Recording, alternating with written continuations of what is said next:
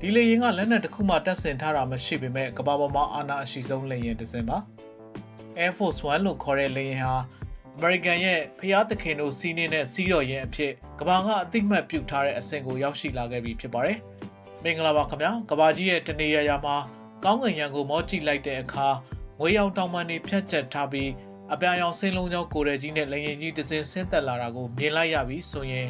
အဲ့ဒီလေရင်ဟာတမန်လေရင်မဟုတ်ဘူးဆိုတာလူတိုင်းသိကြပါတယ်။သူကလက်နက်တစ်ခုမှတက်ဆင်မထားပေမဲ့ကမ္ဘာပေါ်မှာအာဏာအရှိဆုံးလေရင်တစ်စင်းပါသူ့ရဲ့အမိပိုင်းမှာရေးထိုးထားတဲ့နံပါတ်တစ်ခုကကမ္ဘာဘယ်လိပ်စာဘယ်အိမ်နံပါတ်ထက်မဆိုပို့ပြီးဂုံရှိတယ်လို့သူ့အထက်မှာပါတဲ့ဇိမ်ခံပစ္စည်းတွေကလည်းဘယ်ကုမ္ပဏီရုံးခန်းထဲမှာနှိုင်းယှဉ်လို့မရနိုင်ပါဘူ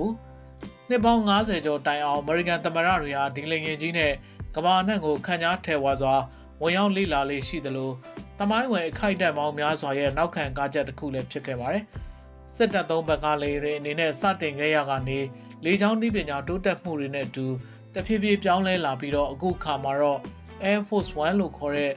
မေရိကန်ရဲ့ဖျားသခင်တို့စီးတဲ့စီးတော်ရန်အဖြစ်ကမ္ဘာကအသိမှတ်ပြုထားတဲ့အဆင့်ကိုရောက်ရှိလာခဲ့ပြီဖြစ်ပါတယ်ဒီလေယာဉ်ကြီးဟာတက်ရှိထင်ရှားသမိုင်းပြတဲ့ကြီးတစ်ခုလိုပါပဲလူတွေကဝါရှင်တန် DC ကိုလာတဲ့အခါမှာအိမ်ဖြူတော်ကိုသွားကြည့်ကြပါတယ်ဘာလို့လဲဆိုတော့အိမ်ဖြူတော်ကသမရရဲ့အာဏာစက်ပြရောက်တစ်ခုမလို့ပါဒီလေယာဉ်ကလည်းအတူတူပါပဲလေယာဉ်ရောက်လာတာနဲ့အမေရိကန်သမရရောက်လာပြီဆိုတာလူတိုင်းသိကြပါတယ်အိမ်ဖြူတော်နဲ့ Air Force One ဟာအမေရိကန်အာဏာစက်ရဲ့အထင်ရှားဆုံးပြရုပ်နှစ်ခုဖြစ်ပြီး Air Force One ဆိုတာကတော့ကိုယ်နဲ့တပါးတည်းယူဆောင်သွားလို့ရတဲ့ရာဇလှန်တံတစ်ခုလိုပါပဲ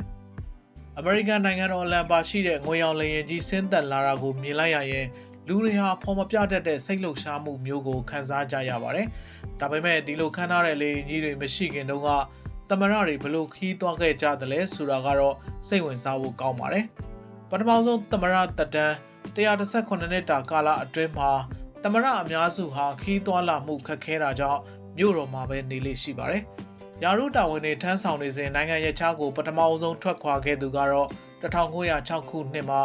Teddy Roosevelt ဖြစ်ပြီးပနားမာတူးမြောင်းကိုတမောနဲ့တွားရောက်စစ်ဆေးခဲ့တာဖြစ်ပါတယ်။လေကြောင်းခရီးစဉ်တွေစတင်လာတာကတော့ဒုတိယကမ္ဘာစစ်ကြီးဖြစ်ပွားနေတဲ့1943ခုနှစ်မှာပါ။အဲဒီအချိန်ကနာဇီဂျာမနီရေငုပ်သမောတွေရဲ့အနေအကြောင်းလုံခြုံရေးတပ်ဖွဲ့တွေကရေလမ်းနဲ့လေကြောင်းခရီးကိုရွေးချယ်ဖို့အကြံပြုခဲ့ပါတယ်။ဒါကြောင့်သမရ Franklin Roosevelt ဟာယာရုတာဝန်ထမ်းဆောင်နေစဉ်လေယာဉ်စီးနေတဲ့ပထမအဦးဆုံးသမရဖြစ်လာပါတယ်။သူဟာပန်းလေကြောင်းလိုင်းပန်းရပ်ဖက်လေယာဉ် Boeing 314ကိုငှားရမ်းအသုံးပြုခဲ့ပြီးကာဆာဘလန်ကာညီလာခံကိုတွားရောက်ရင်းလေယာဉ်ပေါ်မှာပဲသူ့ရဲ့62နှစ်ပြည့်မွေးနေ့ကိုကျင်းပခဲ့ပါတယ်။ Roosevelt ရဲ့ဒီခီးစဉ်အောင်မြင်ပြီးတဲ့နောက်မှာတော့သမရအတွက်သီးသန့်လေယာဉ်တစ်စင်းထားရှိတဲ့နယ်ဆိုတဲ့အကြံဉာဏ်တွေပေါ်ပေါက်လာပါတယ်။အစပိုင်းမှာတော့စစ်တပ်က B-24 ပုံကျန်းလေယာဉ်အမျိုးအစား C-87 ကိုရွေးချယ်ပြီးအောက်တစ်ပိုင်းသေးဖြစ်ကဝှီချက်အသုံးပြုနေရတဲ့သမရ Roosevelt အတွက်အဆင်ပြေအောင်အိတ်ခမ်းတွေမိဖို့ကြောင့်တွေထည့်သွင်းပြင်ဆင်ပေးခဲ့ပါတယ်။ဒီလေယာဉ်ကို Gaswell 2လို့နာမည်ပြောင်းပေးခဲ့ပါသေးတယ်။ဒါပေမဲ့ကံမကောင်းစွာနဲ့ပဲလုံခြုံရေးအဖွဲ့ကအဲ့ဒီလေယာဉ်အမျိုးအစားရဲ့တုံခါမှုပြဿနာတွေကြောင့်သမရကိုပေးမစီခဲ့ပါဘူး။နောက်ဆုံးမှာတော့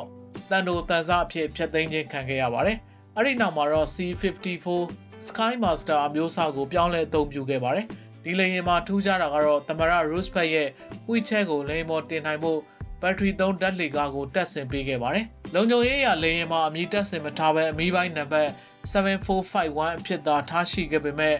Scarecrow ဆိုတဲ့နာမည်ပြောင်ကိုရရှိခဲ့ပါတယ်။1945ခုနှစ်ရော်တန်ညီလာခံကိုသွားဖို့ဒီလေယာဉ်ကိုအသုံးပြုခဲ့ပြီးတဲ့နောက် FDR ကွယ်လွန်ခဲ့ပြီးတဲ့နောက်သမရ Harry Truman ကဒီလေယာဉ်ကိုဆက်လက်အသုံးပြုခဲ့ပါတယ်။သမရ Truman ကတော့လေယာဉ်စီးရတာနှစ်သက်သူတစ်ယောက်ဖြစ်ပြီးလေယာဉ်မှုအခန်းထဲကိုဝင်ရောက်ခါစကားစမြည်ပြောလို့ရှိပါတယ်။သူဟာ Scarecrow အမျိုးအစားခက်မိတဲ့ C-118 လေယာဉ်သစ်ကိုဝယ်ယူခဲ့ပြီးသူ့ရဲ့ဇာတိမျိုးကိုအစွဲပြုကာ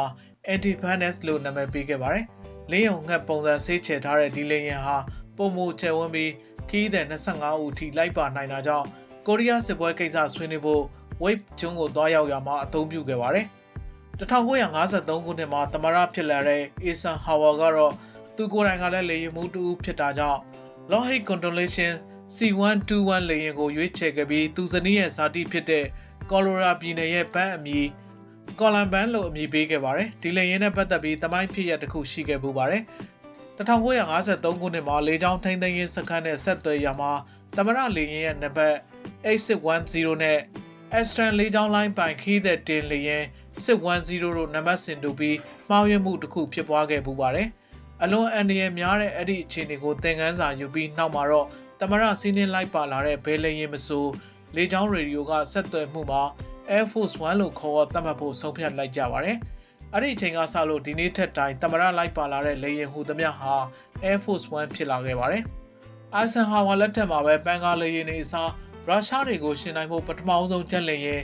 Boeing 707ကိုစတင်အသုံးပြုခဲ့ပါတယ်။ဒါပေမဲ့ဒီလေယာဉ်ကြီးရဲ့အထင်ကြီးကဏ္ဍဝင်ဒီဇိုင်းကတော့သမရ John F. Kennedy လက်ထက်ကြမှာပဲစတင်နိုင်ခဲ့ပါတယ်။ Kennedy ဟာစစ်တပ်သုံးလိမ်မော်ရောင်ဒီဇိုင်းအစား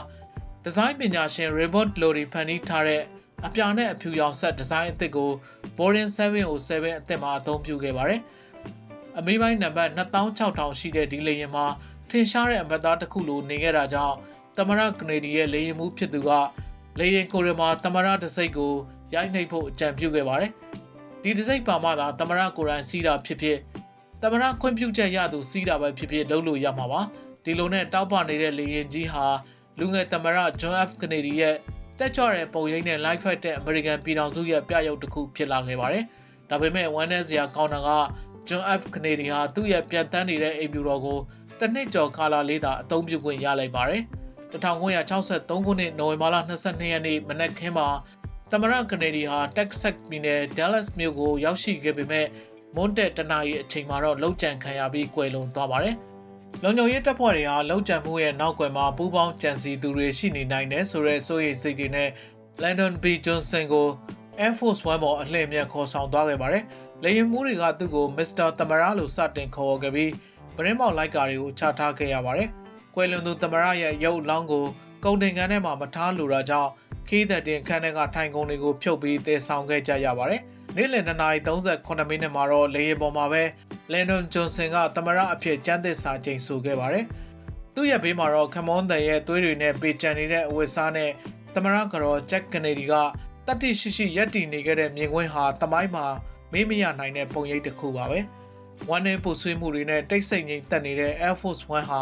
ဝါရှင်တန်ကိုဦးတည်ပြန်တန်းခဲ့ပါတယ်။အဲ့ဒီနောက်ပိုင်းမှာတော့နံပါတ်26000လေယာဉ်မှာအခြားနာမည်ပြောင်းမရှိတော့ဘဲ Air Force One အဖြစ်လူသိများလာသလိုသမရ Johnson လက်ထက်မှာတော့လေယာဉ်ကိုသမရရဲ့ဇယိုက်လက္ခဏာနဲ့အညီပြောင်းလဲပြင်ဆင်ခဲ့ပါတယ်။ Johnson ရဲ့အခန်းကိုထီးနှန်းခမ်းမလို့တောင်တင်စားခေါ်ဝေါ်ကြပါတယ်။သူကခလုတ်နှိပ်လိုက်ပြီးအမြင့်ကိုချိန်ညှိနိုင်တဲ့ထိုင်ကုန်ကိုထားရှိပြီးအခန်းထဲမှာရှိတဲ့တခြားလူတွေထက်သူ့မျက်လုံးအမြင့်ကအမြဲတမ်းပိုမြင့်နေစေဖို့ဒါမှမဟုတ်တန်းတူဖြစ်နေစေဖို့စီစဉ်ထားတာပါခလုတ်နဲ့အနှိမ့်မြင့်ညှိနိုင်တဲ့ဇပွဲလဲပါဝင်ပြီးဧည့်သည်တွေကိုသူကအပေါ်စီးကနေဆက်ဆံလို့ရအောင်ပြုလုပ်ထားတာဖြစ်ပါတယ်Lyndon B. Johnson ကတော့လူတွေနဲ့ရောရောနှောနှောနေတတ်သူဖြစ်ပြီးသူစကားပြောရင်လူတိုင်းအာယုံစိုက်တာကိုလိုချင်တာကြောင့်လေရင်ကွင်းတွင်းကအခန်းကဏ္ဍတွေကိုမှန်အကြည့်တွေနဲ့လှုပ်ထားပြီးလေရင်ရှေ့ပိုင်းကနေလှမ်းကြည့်လိုက်ရင်လူတိုင်းကိုမြင်နေရပြောလို့ရအောင်စီစဉ်ထားပါတယ်ဒီလိုသမိုင်းကြောင်းနေနဲ့ပြည့်နှက်နေတဲ့ Air Force One ဟာသမရက Marine တပ်ဖွဲ့ဝင်လေရင်စီးရင် Marine One ကြီးတက်လေရင်စီးရင် Army One ဒုသမရစီးနေရင် Air Force 2စသဖြင့်အခေါ်အမျိုးမျိုးပြောင်းလဲနိုင်ပေမဲ့အနှစ်ချုပ်လိုက်ရင်တော့ဒီလေယာဉ်ဟာအမေရိကန်သမ္မတတွေရဲ့ကောင်းကင်ဘုံကရုံငန်းသမိုင်းမှတ်တမ်းတွေကိုရေးထုတ်ရနေရပြီးတော့ကမ္ဘာအင်အားကြီးနိုင်ငံတစ်ခုရဲ့မိုးပြန်အာဏာစက်အဖြစ်ထာဝရတည်ရှိနေအောင်မှာဖြစ်ပါတယ်ခင်ဗျာ။